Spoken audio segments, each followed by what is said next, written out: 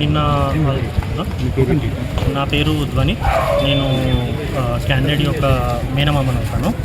So నిన్న మాకు college నుంచి కాల్ వచ్చింది, కొన్ని ఇర్రెగ్యులారిటీస్ ఉన్నాయి, కొంచెం డిస్కస్ చేయడానికి అని చెప్పేసి రమ్మని చెప్పారు పేరెంట్స్ అందరినీ. సో మేము వచ్చాము. వచ్చిన తర్వాత అది కౌన్సిలింగ్ జరుగుతున్న టైంలో ఈ ఇన్సిడెంట్ అనేది అయింది. ఇంకా క్లారిటీగా మాకు మొత్తం ఏంటిది ఏమవుతుంది ఏంటిది అనేది అయితే కంప్లీట్గా డీటెయిల్స్ ఇంకా బయటికి రాలేదు. సో మేము కూడా మొత్తం మాట్లాడుతుంటేనే, అంటే కౌన్సిలింగ్ ఇస్తున్న టైంకి లేదు ఇట్లా ఉండాలి అట్లా ఉండాలి అనే టైంకి సడన్గా అబ్బాయి ఉన్నట్టుంది తీసుకోలేక లో అయిపోయి ఇదైంది. సో ఫర్దర్గా మీకు ఏదైనా ఇన్ఫర్మేషన్ కావాలంటే మేము కొంచెము ఎంక్వైరీ చేసుకునేదండి. అది అయిపోయిన తర్వాత మీకు ఉన్నట్టు మొత్తం చెప్పేస్తాం. అంటే మీరు వచ్చిన తర్వాతనే బాబు దిగారా ఎట్లా? అవునండి, మాకు నిన్న కాల్ చేసి రావాలి పేరెంట్స్ రావాలి అని అంటే మేము పొద్దున రావడం అయింది.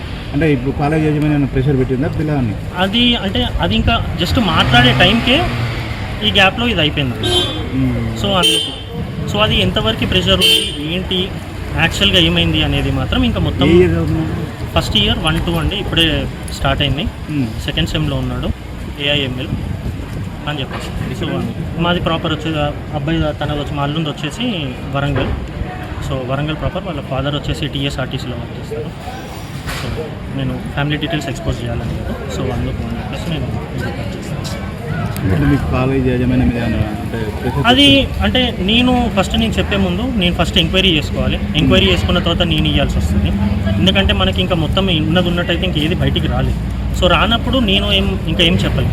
యాజ్ ఇట్ ఈజ్ నాకు ఒకసారి వచ్చింది, అది వచ్చిన వెంటనే నేనే కాంటాక్ట్ అవుతాను. హాస్టల్ అండి, నిత్యశ్రీ హాస్టల్లో చదువుతాను. అక్కడనే ఉంది. Okay right.